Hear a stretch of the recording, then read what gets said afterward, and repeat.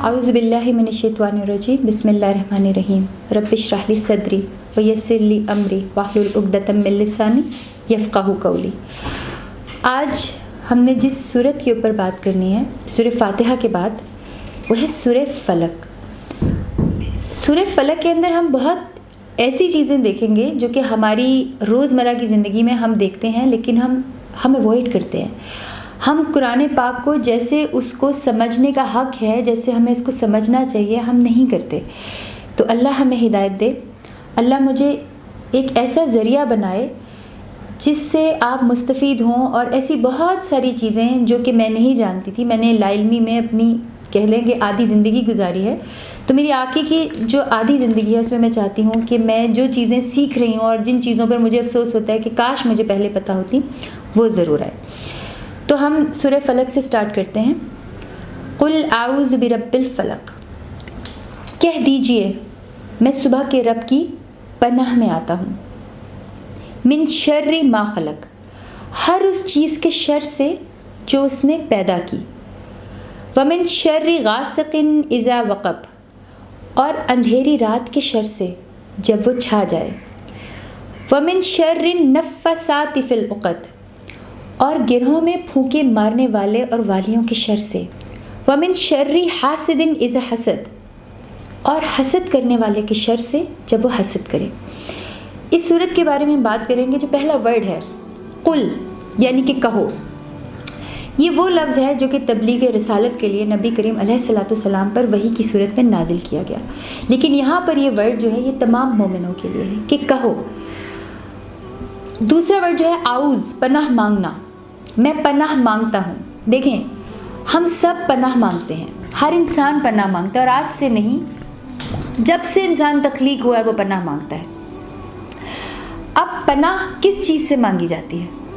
धूप से, बारिश से, सर्दी से, मूज़ी जानवरों से, भूख से, अफलास से, दुश्मनों के हमले से, गोलियों से। पनाह मांगने का मतलब है किसी ऐसी चीज़ की या किसी ऐसी हस्ती की हिफाजत में आ जाना कि जिस पर आपको भरोसा हो कि ये मुझे बचा लेगा। तो पनाह मांगना जो है हमारी तौहीद का एक अहम जुज़्व है कि हमें अल्लाह की पनाह चाहिए। अक़ीदा तौहीद की सबसे बड़ी जो लाजमी चीज़ है ना, वो ये है कि पनाह मांगनी है ना तो सिर्फ़ अल्लाह की मांगनी है। क्योंकि आपको पता है कि ज़माना जहालियत से आज तक लोग जो है देवियों की पनाह मांगते हैं, देवताओं की मांगते हैं, जिनों से पनाह मांगते हैं। अब जिनों का मैं आपको बताती हूँ कि मुशरिकीन अरब जब पहले ट्रैवल करते थे ना, वो किसी भी वीरान सुनसान जगह पर जाते थे तो सबसे पहले उनमें से एक बड़ा बंदा वहाँ पर जाता था और ज़ोर से बोलता था कि हम इस वादी के रब यानी कि जन्नात की पनाह मांगते हैं। तो वो जिनों की पनाह मांगता था। उन बेवकूफ़ों को ये नहीं पता था कि पनाह देने वाला, जिनों को बनाने वाला तो सिर्फ अल्लाह की ज़ात है। हम किसी भी इंसान पर, किसी भी बिल्डिंग पर, किसी भी ज़मीन के टुकड़े के ऊपर, किसी भी जानवर पे भरोसा नहीं कर सकते। हम सिर्फ भरोसा कर सकते हैं अपने रब की ज़ात पर। बहुत सारे ऐसे लोग हैं जो कि क्रिश्चियन भी हैं, हिंदू भी हैं, सिख भी हैं, जो मुझे फॉलो करते हैं।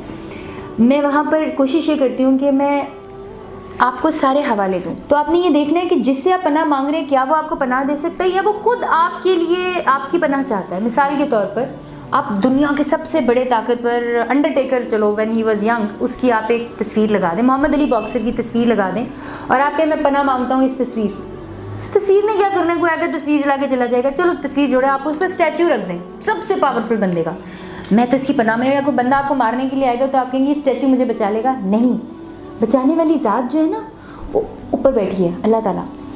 इसी तरह मेरे ईसाई भाइयों को मैं एक किस्सा सुनाती हूँ हज़रत मरियम अलैहिस्सलाम का, कि हज़रत मरियम अलैहिस्सलाम के पास जब तन्हाई में फ़रिश्ता आया तो हज़रत मरियम अलैहिस्सलाम ने पता है क्या कहा? उन्होंने फरमाया, अगर तू खुदा से डरने वाला आदमी है तो मैं तुझसे खुदाए रहमान की पनाह मांगती हूँ। हज़रत मरियम अलैहिस्सलाम ने भी पनाह मांगी तो अल्लाह की। हज़रत नूह अलैहिस्सलाम के साथ भी ऐसे ही हुआ कि जब उन्होंने एक बेजा दुआ की और अल्लाह ताला ने उनको डांट दिया, तो हज़रत नूह अलैहिस्सलाम ने दुआ मांगी कि मेरे रब तेरी पनाह मांगता हूँ इस बात से कि मैं तुझसे ऐसी चीज़ की दरख्वास्त करूँ जिसका मुझे इल्म ही नहीं। इसी तरह हज़रत मूसा अलैहिस्सलाम का भी किस्सा है कि जब उन्होंने बनी इसराइल को कहा कि तुमने, अल्लाह का हुक्म है कि तुम गाय को ज़बह कर दो, तो लोगों ने मजाक उड़ाना शुरू कर दिया, कैसी गाय, किस कलर की, वो लंबा चौड़ा किस्सा है।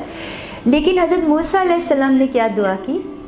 انہوں نے کہا میں خدا کی پناہ مانگتا ہوں اس بات سے کہ میں جاہلوں جیسی باتیں کروں. تو ہمارے انبیاء کرام بھی اللہ تعالیٰ کی پناہ چاہتے تھے. آگے ورڈ ہے رب الفلق. اب اللہ تعالیٰ کو رب الفلق یعنی کہ صبح کا رب کیوں کہا؟ صبح بہت ضروری ہوتی ہے. آپ یہ سمجھیں کہ پورے ایک دن کا خلاصہ اینڈ کو ہو گیا, صبح سے نیا دن شروع ہو گیا. اس کے بعد دوسری آیت ہے کہ اس چیز کے شر سے جو اس نے پیدا کی. اب اس کے اندر دو باتیں ہمیں دیکھنی ہیں.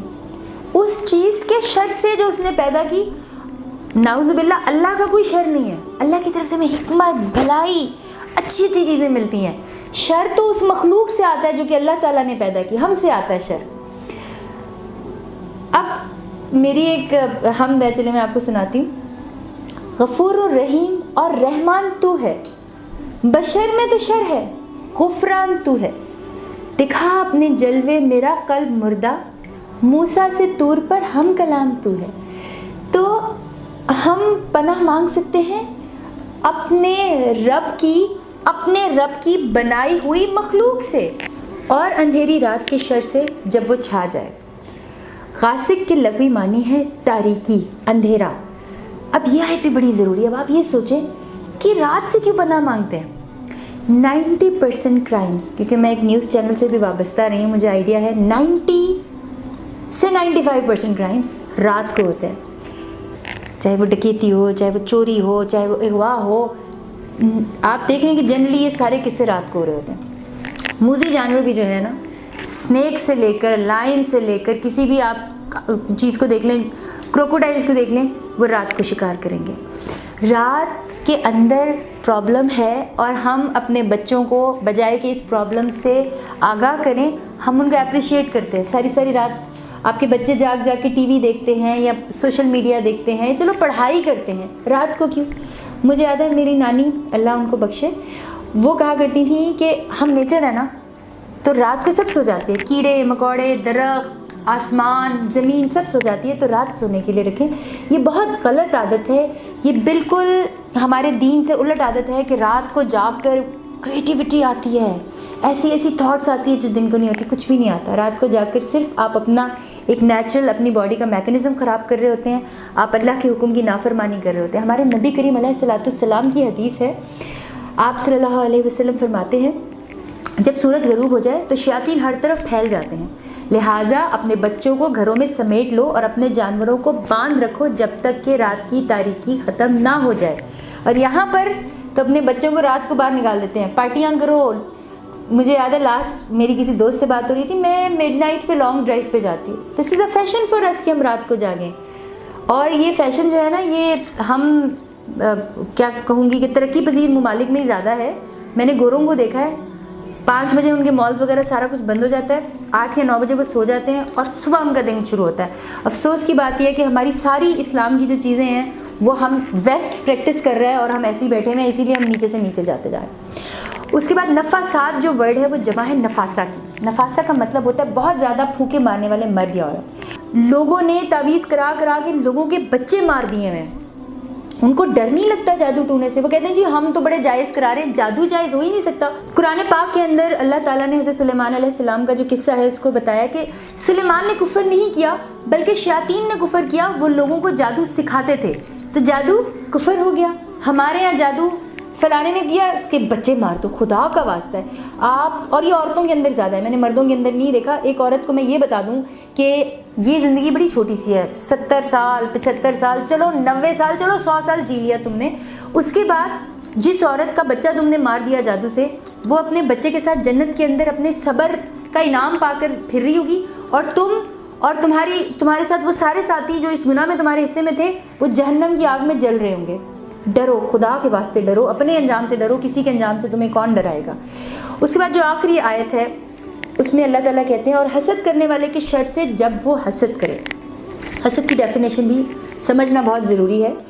حسد کی تعریف میں یہ بات نہیں آتی ہے کہ رابی کی پینٹنگ اور کیلیگرافی بہت خوبصورت ہے, اللہ کے فضل سے میں بھی ایسے کر لوں. فلانے کا گھر بڑا خوبصورت ہے, ماشاء اللہ, اللہ اب تو بڑا کرم والا ہے, مجھے بھی ایسا گھر دے دے. یہ رشک ہوتا ہے. حسد کی جو تعریف ہے وہ یہ ہے کہ اپنے دل کی آگ بجھانے کے لیے آپ قول یا عمل سے کوئی ایسا قدم اٹھاؤ جس سے اس انسان کی اس بات کو یا اس انسان کو تکلیف پہنچے جو آپ کو اچھی لگ رہی ہے. تو باقی تو رش کرنا چاہیے. میں رش کرتی ہوں جب مجھے کوئی معلومات آتی ہیں اور وہ تفسیر وغیرہ میرے سامنے پڑھتی ہیں اور سناتی ہیں تو میں اتنا رش کر لیتی ہوں کہ مجھے تو ابھی سال ہی ہوا ہے یہ سب کچھ سیکھتے ہوئے, کاش میں ان کی طرح پڑھ لوں. یہ رشک ہوتا ہے. حسد یہ ہوتا ہے یہ کیوں سکھا رہی ہیں, ان کا تو فلانا فرقہ ہے, ان کی تو میں ایسی کی تیسی کر دوں. خدا کا واسطہ ہے اپنے دین کو سمجھیں. یہ سمجھیں اللہ تعالیٰ ہم سے کیا چاہتے ہیں. یہ سمجھیں جو ہم پہ مشکلات آ رہی ہیں وہ کیوں آ رہی ہیں. یہ سمجھیں کہ ان مشکلات سے نکلنے کا ہمارے پاس کیا ذریعہ ہے, اور وہ ذریعہ خدا کی قسم صرف ایک ہے کہ قرآن پاک کو فالو کریں اور حدیث کو فالو کریں. پچھلے دنوں ایک بھائی نے کہہ دیا کہ احادیث کو فالو نہیں کرنا, صرف قرآن پاک کو فالو کرنا ہے. تو مجھے بہت دکھ ہوا. حدیث بہت ضروری ہے اور احادیث سے ہمیں زندگی گزارنے کا طریقہ پتہ چلتا ہے. تو ہم میں سے کسی کو بھی, مجھے بھی کسی بھی چیز کے اوپر فتویٰ نہیں دینا چاہیے. جو لوگ رابی پیرزادہ فاؤنڈیشن کے لیے کام کرتے ہیں یا قرآن پاک لکھنے کے لیے یا لوگوں کی مدد کے لیے یا جیسے قرآن پاک کے احکامات کے لیے کام کرتے ہیں یا پوسٹ بناتے ہیں, ان کو میری طرف سے 1 روپے کا فائدہ بھی نہیں ہے. وہ صرف اللہ کے لیے کام کرتے ہیں اور میری دعاؤں میں ہے. اور آئی ایم شیور میری ٹیم کو میں آپ کو ہی بتا رہی ہوں کہ اللہ میری دعائیں بڑی قبول کرتا ہے. اور آپ لوگ میری دعاؤں میں, اللہ آپ کو اس بات کی جزا دے اور آپ اور قرآن پاک اور اللہ کے دین کا کام کریں. اور آپ لوگ میرے ساتھ ایسے دے سکتے ہیں کہ اچھی باتیں جو آپ کے دل کو لگے نا کہ یہ پورشن اچھا ہے, یہ جادو والی بات اچھا ہے, فلانی عورت کے دل میں جادو کی بات آ رہی ہے, کیا پتہ وہ اس کو دیکھ کے ٹھیک ہو جائے, تو اس کو شیئر ضرور کریں. جزاک اللہ خیر. اللہ حافظ.